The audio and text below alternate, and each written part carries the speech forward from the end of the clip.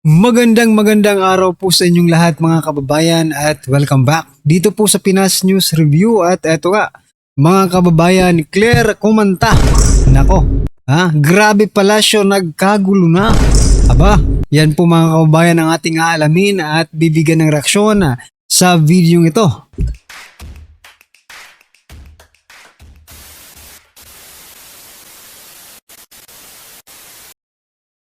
So yan mga kababayan, bago po natin simulan ang video ito mga karibin natin, no? Kung bago ka pa lang at di pa po nakapag-subscribe sa ating munting channel ay pa-subscribe naman po. At palike na rin po ng video ito mga kababayan. Kahit po yung mga lumang viewers natin, no? Yung mga old viewers natin na hindi pa po nakapag-subscribe mga kababayan, ay naglalambing po tayo sa inyo. Pa-subscribe po mga kababayan at palike po ng video ito. Yan, malaking tulong po yan mga kababayan. At eto nga, no, unahin po natin itong balita patungkol po kay Senator Lacson. Ayan Senator Lacson mga kababayan.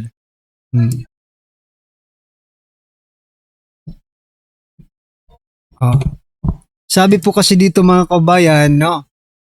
Sabi po ni Senator Lacson, shut the fuck up. Diba? Mukhang si Senator Lacson. Mukhang nanggigigil si Senator Ping Lacson, no?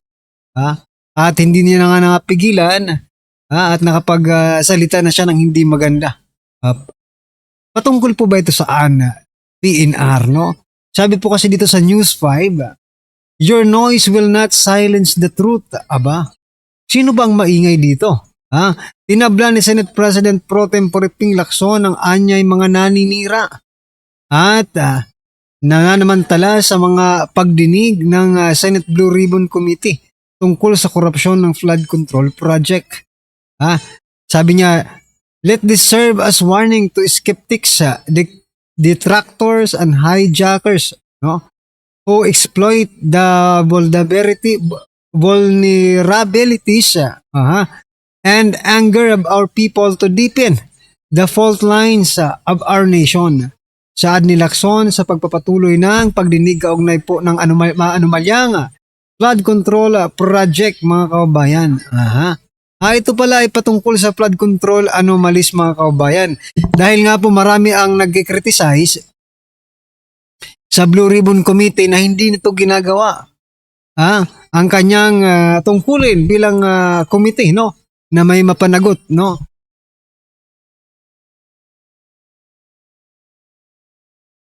Na may mapanagot. Saglit lang mga kababayan na.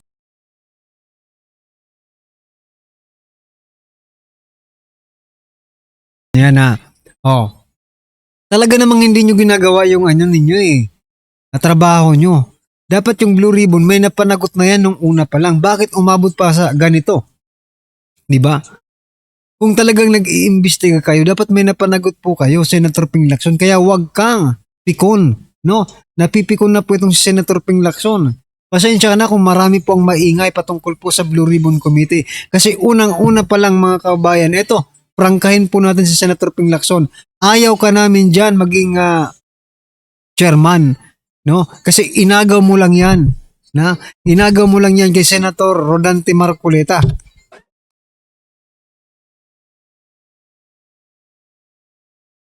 Di ba mga kababayan, inagaw lang po ni Senator Ping Lacson ang kanyang pagiging chairman dyan po sa Blue Ribbon kay Senator Rodante Marcoleta. Kaya marami po talaga ang mag-iingay patungkol sa investigasyon mo. Yung pag-iimbestiga mo, hindi pa pabor sa taong bayan, di ba? Dapat taong bayan palagi ang iniisip ninyo Yung pag-iimbestiga nyo hindi po pabor sa taong bayan, kaya marami pong nag-iingay patungkol dyan sa inyong investigasyon. Tapos ngayon sa pagbabalik ninyo, sasabihin nyo, patatahimikin nyo kami? Ano kayo, suniswerte? Di ba? Hindi po ganoon. Huwag ganoon, Senator Ping Lacson, Huwag ganoon, okay? Samantala mga kababayan, pasadahan po natin to. Si Auntie Claire mga kababayan, bigyan po natin ng reaction kasi gusto ko lang bigyan ng komento itong si Auntie Claire Una tanong ko muna.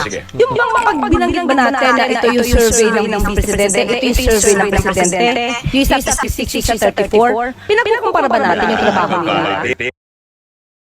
Oh, ulitin niya natin, hindi ko na-memorize yung ano niya. Eto, ulitin natin. Yung bang pag binanggit ba natin na ito yung survey ng Vice Presidente, ito yung survey ng Presidente, yung isa 56, isa 34, pinagkukumpara ba natin yung trabaho nila? Pinagkukumpara ba natin yung trabaho nila? Sabi niya, no? Ito yung survey ng result ng presidente, ito yung vice presidente. Pinagkukumpara daw ba natin sila? Ha? Sa trabaho? Diba may trabaho yun eh. Ulitin natin ha. Kasi eto, gusto ko lang ulitin kasi gusto ko pong, mayroon po akong gustong i-explain dito. Yung bang pag binanggit ba natin na ito yung survey ng Vice Presidente, ito yung survey ng Presidente, yung isa 56, isa 34, pinagkukumpara ba natin yung trabaho nila? Pinagkukumpara daw ba natin yung trabaho nila? Aba, yung si Claire Castro. Sa survey na yan, may title po yan. At ang title niyan, trust rating. Hindi po trabaho ng rating, trabaho. Diba? Trust rating. Tiwala ang pinag-uusapan, hindi pagtatrabaho.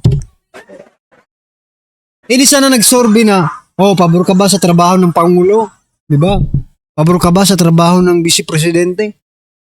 Hindi sana ganun, para walang comparison sa trabaho nila. Pagtitiwala po ng taong bayan ang survey na yan. Diba? Nabagsak, negatibo na ang Pangulo.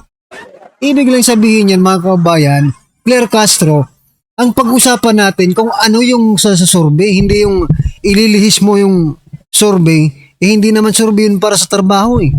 No? Kaya kailangan hindi natin ipagkumpara yung trabaho nila dahil hindi naman yan para sa trabaho na survey. Yan pong survey ay trust, no? Tiwala po ang pagsusurvey iyan. Kung may tiwala pa ba sa kanila, whether or not nagtatrabaho, di ba? Ang isang opisyal, may tiwala ka pa ba sa kanya? Yun eh. Hindi po yun hindi pinag-uusapan ang trabaho doon. Okay? Ang pinag-uusapan ay pagtitiwala ng taong bayan. Whether or not you are working, di ba? Or you are not working, nagtitiwala ba sa iyo ang taong bayan? Oo o hindi. Ang sagot, di ba? For example, sinasabi, maraming trabaho ang presidente. Ang tanong, di ba? Palaging nagtatrabaho sub-sub sa trabaho ang presidente. Ang tanong, nagtitiwala ba sa kanyang taong bayan? Hindi, negative nga eh. Diba? Kasi iba nga yung tinatrabaho. Yung tinatrabaho nila, pangungurakot. Wala ka talaga, Claire. Kahit kailan, no? Pinagkukumpara ba natin? Pinagkakukumpara nyo ba yung trabaho nila? Syempre hindi. Tiwala ang pinagkukumpara namin kung nagtitiwala pa bang taong bayan sa kanya o hindi na. Diba? Kahit nagtatrabaho siya, sabihin na natin kung yan ang gusto mo. Diba? Pagbibigyan kita. Sabihin na natin nagtatrabaho siya. Ang tanongin mo yung taong bayan, nagtatrabaho ang presidente, nagtitiwala ka ba? Sabihin ng taong bayan sa'yo, hindi. Kung may magagawa ka, wala nang tiwala. Gagit Claire Castro. Hindi niya naisip yun, no? Hindi niya naisip yun. Ayan, sobrang mong mamaliit sa vice presidente. Akala mo naman hindi nagtatrabaho. Paano makakagalaw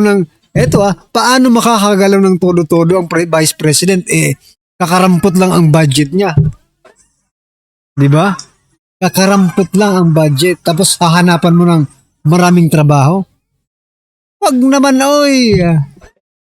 Anyway, ano pong inyong masasabi dyan mga kabayan? I-comment nyo na lang. At eto, pasadahan po natin to. Sabi po dito, hala, Claire kumanta. Palasyo nagkagulo, BP impeachment, nabulabog, bayad pala.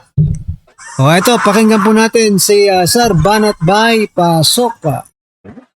Lang na chismis at pamumulitika ang nagbabadyang impeachment complaint. Hindi raw ito alintana ng palasyo dahil tiwala sila na makikita ng mga mambabatas na walang ginagawang mali ang Pangulo. Sa mga supporters po ng Vice Presidente na nagnanais po na magsampa ng impeachment complaint, mas maganda po siguro bago magturo at tumingin sa iba, tulungan muna nila ang idolo nila. Unang-una, dahil ang usapin dito, Ako kasi, ito isang malaking propaganda. I don't think the Duterte quote-unquote supporter congressmen will do that. Number one, alam naman nila na hanggang ngayon, hawak pa rin po ng ng administrasyon ang mga congressman. I don't think. Second, with the likes of VP Sara Duterte and the Duterte per se, o si Pulong Duterte, hindi sila ganyan na ipapapush nila, o impeach nyo na.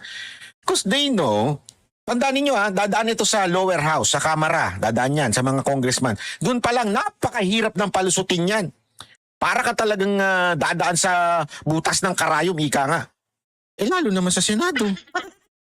Pag umakyat sa Senado, naku po, yari yan kay Achichichi. Yari yan doon sa dalawang self-righteous leader ng Senado na walang iba kung hindi si Benzalo. Senate President at saka itong si balalay niya si Lacson. Kala ko si Bendalo. Hindi totoo Imposible. Kaya ako I don't think kung meron man na gustong magpa-impeach na mga congressmen nating representante natin dyan sa Kamara, for sure ako, walang basbas yan sa mga Duterte. Hindi ganyan na mga Duterte gumalaw. Yung ganyan, ako po. ang impeachment complaint ay hindi ito pang media lamang. Hindi ito panakot lamang. Mas maganda po na masagot ang mga issue dahil sinasabi nila ang paglalabas di umano ng balak ng mga supporter ng mga Duterte na magsampa ng impeachment. Sinasabi ng iba, ito para makaiwas di umano ang Vice Presidente sa mga isyung paglustay at mga di umanong pagtanggap ng pondo, milyong-milyong pondo mula sa mga drug lords. Wow!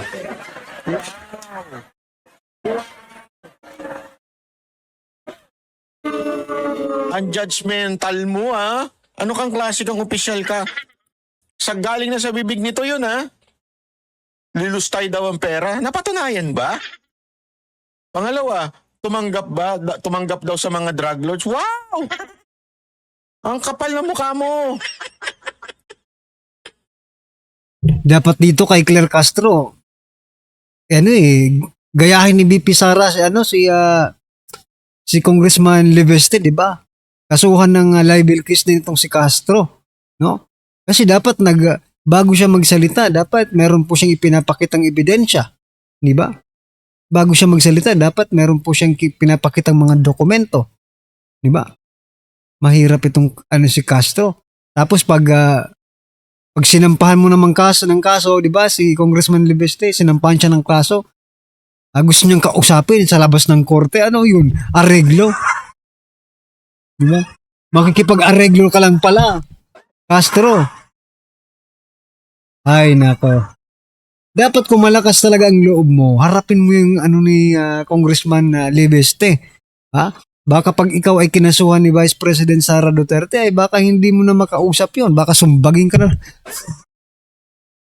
Sige, sa labas tayo mag-usap. Ito sa'yo.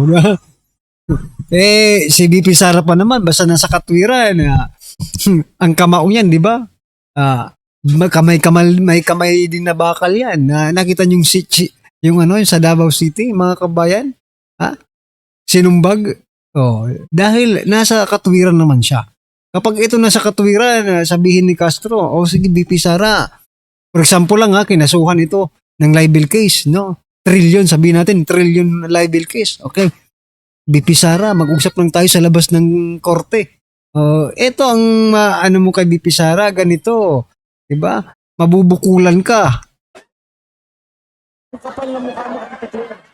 Maganda siguro. Aminin nyo muna kung meron ba talagang vault dyan at ano nilalagay na pera dyan sa vault. Kanino nyo pinamimigay na vlogger yan. Talagang nanggagaling daw sa drug lord. Bakit ipapapatay ng mga Duterte yun? Kundi isipin nyo to sa dami-dami daw nanggagaling daw yung pera sa mga drug lord. Bakit ipapapatay ni Duterte kung nanggagaling pala doon ang pera? Ang labo niyong kausap. Hindi po siya nagnakaw ng pera. Pangalawa, Hindi nagnakaw, saan nyo nadala? po ang nagpapaimbestiga sa mga maaanumalyang flood control projects at Paimbestiga. maaaring naging sanhi. Pautot nyo lang yun. Imbestiga nga, wala namang may nakulong ba na big fish? Wala naman. Pinaalis nga pinaalis sa ibang bansa yung mga involved na mga big fish, mga kababayan, di ba? Grabe itong Chanticleer. Pautot nyo lang. Pinaimbestiga, nag-create ng ICI. Binigyan nyo ba ng kapangyarihan? Hindi. Binigyan nyo ba ng pondo? Hindi. Ginawa lang ninyong display yung ICI. Kaya nga nagre-resign yung mga commissioner doon eh. Nag-resignan, isa na lang ang natira. Naawa na lang. Sabi niya, pag iiwan ko pa to, wala na dito. Tapos sasabihin ninyo, nagsimula ang presidente. Gusto nyo palang matanggal ang korupsyon, bakit pinirmahan niya yung pinaka-corrupt na budget sa kasaysayan ng Pilipinas? 2026, inulit pa, pinirmahan niya naman niya.